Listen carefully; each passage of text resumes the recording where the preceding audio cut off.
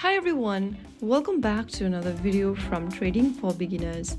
Today in this video we are going to be learning how to log out of NinjaTrader application using your smartphone. Logging out of NinjaTrader is super quick and easy, so let's jump in.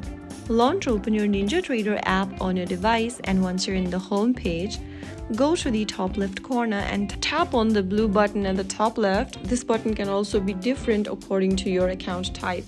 Now after you do that, you'll end up in this expanded menu where you'll need to scroll down and click on the log out button. Before logging out of your account, make sure that you remember your credentials. After tapping on log out, click on log out once again in the pop-up, and you have successfully signed out or logged out of your NinjaTrader account. So that is how it's done. If you found the video helpful, don't forget to like, share and subscribe to our channel.